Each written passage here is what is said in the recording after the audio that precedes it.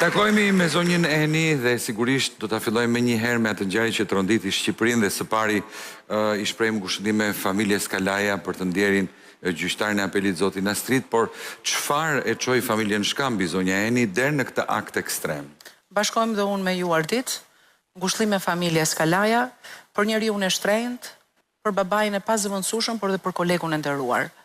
Patjetër që protagonistët, për ironi të fatit, kanë qenë pikërisht një vit më parë tek ne, në 6 tetor të 2024-s, dhe ngjarja, gjëma mund të them, ndodhi pikërisht në 6 tetor 2025. Ishim në kërkim të së vërtetës, sigurisht një ngjarje papritur, nuk e imagjinuam që do shkojmë deri këtu dhe na I la gjërat përgjysëm. Ku fillon historia? Me Këshillin Bashkiak të qytetit Shkodër të vitit 1992. Ku I jepen disa ambiente të shkollës së ulët të ndërtimit këtyre qytetarëve të cilët banojnë akoma sot në këtë ndërtim. Dhe kush ishte subjekti që lidhi këtë qira? Pikërisht kryetari I Bashkisë Shkodër, I asaj kohe Filip Guraziu, së bashku me drejtorin shkollën e ulët të ndërtimit Kol Lami. Më pas, në vitin 94. Për sa kohë? Koha është shumë e çuditshme, 6 muaj deri në 12 muaj. Këta banor brenda një viti duhet largoheshin. Pra mbaronte pikërisht kontrata e qiras. I kemi akoma sot, mbas 33 vitesh. Dhe këtë përgjigje patjetër që unë e pres nga kryetari I sotëm, a merret qira nga këta banor që banojnë në këtë godin. Çfarë ndodh në vitin 94? Binak Shkambi, një qytetar I nderuar I qytetit Shkodrës, gjyshi I Gjonit, stërgjyshi I Elvisit që kreu dhe ekzekutimin e rënd ndaj gjyqtarit të nderuar, u bë pronar. U bë pronar me çfarë? Pikërisht me një dokument ligjor, vërtetimin e faktit juridik pranë gjykatës së shkallës së parë Shkodër, me gjyqtar Arben Zefin. Është kundërshtuar në të gjitha shkallët dhe ka ngelur në fuqi dhe ka marrë formë të prerë. Pikërisht vërtetimi I faktit juridik që Binak Shkambi Pietri është pronar I ligjshëm I kësaj prone. Dhe vendimi I Shkodrës është marrë në 31/10/1994. Familja me të drejtë, sipas ligjit të kohës, I është drejtuar Komisionit të kthimit të pronave Shkodër, ku të përbërë nga 5 antar me kryetar zotin Artan Roi, ka fituar të drejtën e kthimit jo të tërë sipërfaqes 66.000 metër katror, po pikërisht të 18.000 e ca metrave katror. Pjesa tjetër nuk I është njohur. Dhe duhet jemi të saktë. Po rreth 18.000 janë njohur. 18.000 janë njohur. Ku bënte pjesë edhe kjo pronë. Dhe ku bënte pjesë edhe kjo pronë. Kanë qenë 2 djemë të kësaj familje që janë marrë me pronat, sepse trashëgimtarët e radhës së parë me kalimin e viteve kanë ndruar jetë. Atëherë janë djemë, është Pal Shkëmbi dhe Gjon Shkambi, 2 djemë xhaxhallarësh, të cilët kanë luftuar, njëri për ndërmarrjen metalike. Pra Pal Shkëmbi ka marrë dhe bler ndërmarrjet metalike, të gjitha objektet, dhe ndërkohë Gjon Shkambi ka vazhduar me marrjen e kësaj ndërtese për cilën neve flasim sot. Pal Shkëmbi I është drejtuar në vitin 95 degës Agjencisë Kombëtare të Privatizimit, ku kryetar ka qenë zoti Adnan Mlika. Dhe pikërisht me autorizimin e datës 18/10/95 dhe 24/6/96 ka kryer disa kontrata shitje. Pal Shkëmbi, pra ka marrë disa nga këto objekte. Më pas në 2002 në gjykatën e rrethit gjyqësor Shkodër, gjyqtare Valbona Duraj, me Pal Mark Shkambi. Mark Shkambi është babai I Gjon Shkambit. Ka qenë gjallë Marku deri në atë kohë dhe ishte drejtuar gjykatës shkallës parë. Kush është I paditur?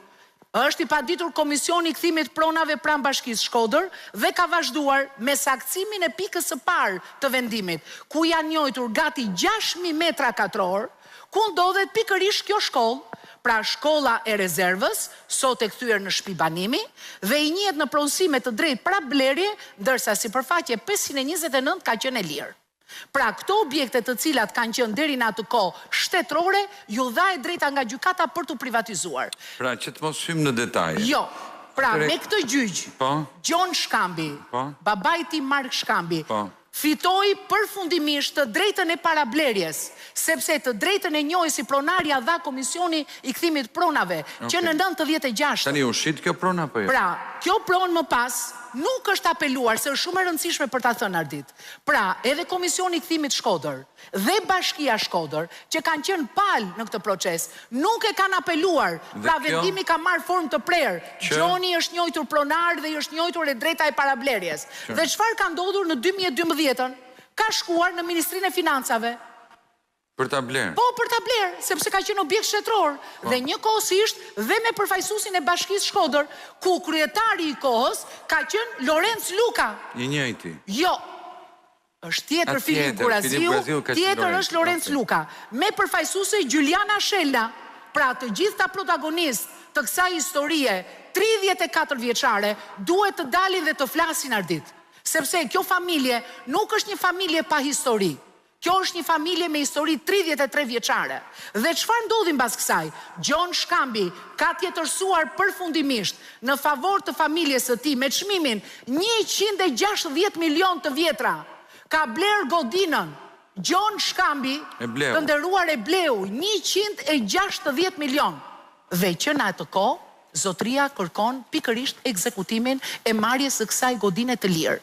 Në vitin 2011, pse dalim përsëri te emri i nderuar i Zotit Kalaja? Në 2011-ën Pali, djali i Xhaxhait të Gjonit, ka filluar një gjyq, sepse binakut janë njohur 66.000.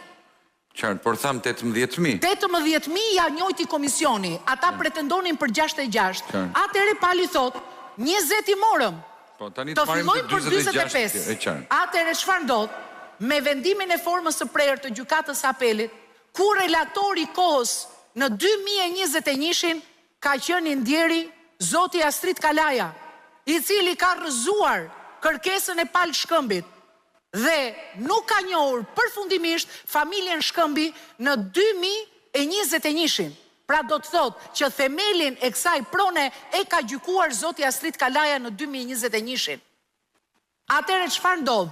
Unë nuk e di se si i ka rënë sërish të njëjtit gjyqtar një pronë tjetër, por jemi po tek i njëjti pronar. Pra jemi tek familja Shkambi.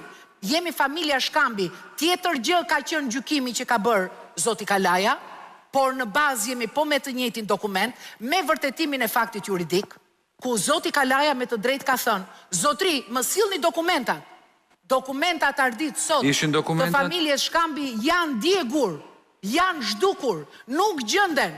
Dhe për këtë unë flasë në vetë të parë. Për tërë ata që u shqetësuan dhe thanë, zonja Eni ja zgjidhi problemin, atëherë unë po ju them, kjo zonja që nga prilli i vitit 2025, kam një korespondencë me Arkivin Qendror Shqiptar, ku kam kërkuar të gjithë dokumentacionin e Binak Shkamb Pietraj. Dhe nuk rezulton, nuk njihet emri Binak Shkamb Pietraj.